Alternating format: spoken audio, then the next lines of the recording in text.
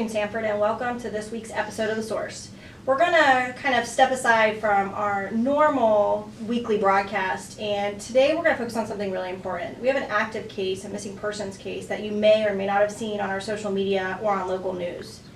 And we wanted to discuss, we have Investigator Durkee here, which is one of the investigators on the case, and we have Catherine Ford, who is the daughter of the missing person, Robert Ford. And we're just going to take a few minutes and talk about the case up till this point in hopes that share this video, get the word out, and hopefully we'll bring Mr. Ford home safely as soon as possible.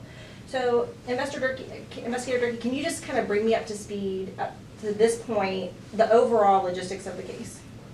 So, Mr. Ford went missing on the 29th of November, so Friday, 2 Fridays ago, and Patrol has responded out, done the best they could with the information they had, which is somewhat limited. He was last seen on 9 o'clock on Friday night.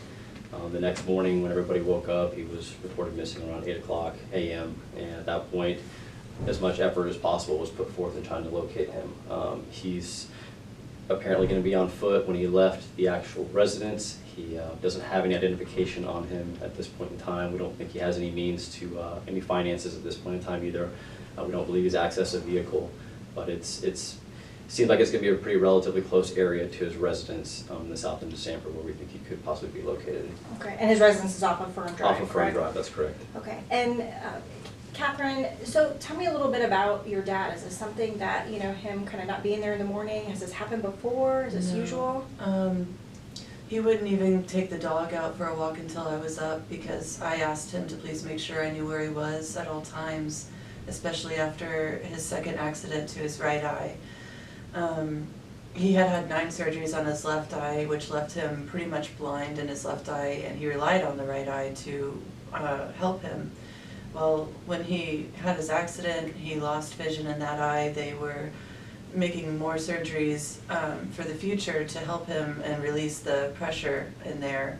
And my best guess is the pressure just was not relieved, and so his ability to see became diminished, and in effect of that, he started to see a whole new world that no one else could see. So where there's a field across the street from our house, he would see a department store. And he would see people inside of the house that were not there, moving his things around. So he started to squirrel things away. A week before he went missing, about a week, he did not know where his cell phone was. If he had squirreled it away somewhere, he didn't remember where it was. So that doesn't help at all because we can't use GPS or any form of location finding like that. So we're really, on top of, you know, somebody that's missing, there's a heightened sense of worry because we're worried about his mental capacity, that he may not be in his right state of mind. He was diagnosed around the 20th of November with a form of psychosis that they wanted to look into further, and he had so many doctor's appointments coming up that week that he went missing on the weekend, including his cardiologist, who could have helped with looking at the leg stents and giving him more of the blood thinner that he needed to take twice a day, every day, because he has factor V, which is a blood clot disease, very serious without the blood thinners that he needs, as well as the hypertensive medication to keep his blood pressure down, and the mood stabilizers, which he's been without. So if he is encountered, he could be just definitely seeming like he's not in his right mind, or he could be conducting himself perfectly, which he had been doing with the doctors that he was seeing. That's why to all the doctors and nurse practitioners I've talked to, they find it very odd. It was a very steep decline though for about 4 days before he went missing. We were waiting on those appointments and prescription refills. I've been doing my best to take care of him for three or more years, and I'm just not a professional, and I don't know how to deal with it. I had taken measures to make sure we put extra locks on the doors. He did take the chain off and unlocked both of the deadbolt and the doorknob lock, which he sometimes had trouble with because he couldn't see it. I guess he felt his way around and got it, and he walked out the door with no shoes, just socks on, shorts, and a t-shirt. He definitely has his retired Navy blue ball cap on that says he's a Vietnam veteran. And he answers often by his often to title. Lieutenant Commander Ford, which was his retired rank in the Navy. Okay. And so basically we're describing a lot of unknown factors, right? So to recap, and correct me if I'm wrong, we know that he left the residence sometime through the night. We don't have an exact time. So we have a window of approximately 9 p.m., right? To 8 a.m. is the unknown. And we know there's a vehicle there that he used to drive, but he's not in that. He doesn't have shoes on. As far as we know, he doesn't have any kind of monetary ability to continue to care for himself, right? And based on maybe his physical abilities, we're thinking he could possibly still be close to that area, you know, if he's walking, right? Definitely, he does walk with a limp, probably a double limp at this point. His knees would be really swollen without that medication, and he would be in a lot of pain. Definitely a lot of pain, especially if he's been mobile for this long. Right. Or he's and laid without up his medication somewhere. for a few days, or Yeah. we're coming up to 2 weeks, correct? So getting Yes. close to that. And so, Investigator Durkee, what are some of the, I know our community out there, you know, always has suggestions for us, and we want to make sure that they understand that we have been working through all of those suggestions. We're hearing all the tips, we're vetting them out that are coming in. What at this point have we done so far? I know you talked about bulletins and that kind of thing. Yeah, we put the bulletins out through social media. We've also gotten in contact with all the local hospitals, disseminated our bolos out for Mr. Ford that way as well, local businesses. We have gotten with the Florida Department of Law Enforcement and submitted a form in regards to this missing person because he is an elevated endangered status, as it's different than normal. We've just gotten with the local railways, the Sanford Airport, local airports, anywhere where people are coming and going that may see Mr. Ford if he's happened to walk into that direction. But the best thing that people can do is if they do see him or anybody that remotely resembles him or somebody, even if it's a close, faint resemblance, but it just seems out of place, to contact local law enforcement. It may not be Sanford PD if you don't live in Sanford, because we haven't guaranteed that he is in Sanford still.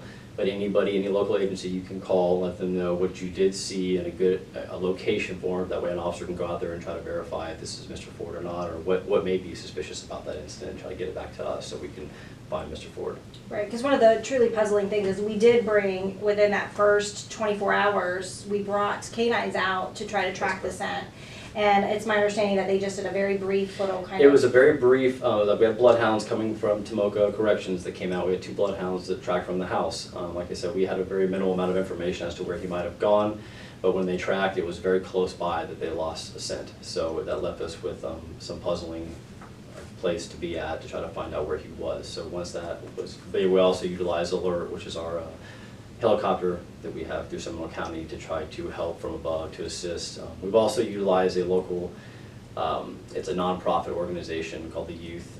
It's a bunch of volunteers. They also have ATVs and side-by-sides. They utilize drones, and they volunteered their time to come out and assist the Sanford Police Department in searching some of the local wooded areas, believing that if he is still afoot somewhere locally, that he would be out of plain sight. So we believed he may have gone and got lost in a wooded area. They've been helping us out, and we're trying to do the best job we can to diligently search those areas. Right, this morning I know that was kind of a major search that we did That's correct. in a dense area, and I believe there's a secondary search coming tomorrow on... Yes, we're going to resume tomorrow and try another location, because it's a very dense wooded area that we're going through. So to be thorough, it takes some time, and so we're going to section it off in areas that we can to try to do the best job we can at finding Mr. Ford. Good. Well, I thank you for coming in and taking the time. I know this was really hard for you going through it, and thank you, Investigator Durkee, and the other investigators, for everything you guys have been doing. I know that some of you have been working around the clock on this case. And so for residents, the parts of this that we really want you to take with you is Mr. Ford, and his picture will be shown throughout this video. He went missing, we're coming up on 2 weeks ago, between the 29th and 30th of November, sometime between 9 p.m. and 8 a.m. He is not, we don't know that he's wearing any kind of shoes, and he doesn't have his own vehicle. However, we can't rule out any of the other. He could have gotten into a vehicle with somebody, and they could have taken him to a hospital outside of this area. He could be somewhere local walking around and, you know, just kind of under our noses. So if you see his picture, please contact us. If you see somebody that looks like him and you don't know, contact us. And please, we implore you, don't utilize social media to get that word out. Call the police department if you have a sighting immediately so we can vet it out as quickly as possible. One of the things that we've noticed is a delay with people like, oh, I'm going to think about it for 24 hours and then maybe I'll call in. If you see somebody and you get that gut instinct, call us. Please don't wait. Because every day, every hour that goes by, the worry increases and the possibilities of something, even more catastrophic possibility, that happening increases. So please contact us. Again, thank you for coming and share, get Mr. Ford's picture out there, and Sanford, let's bring him home safely.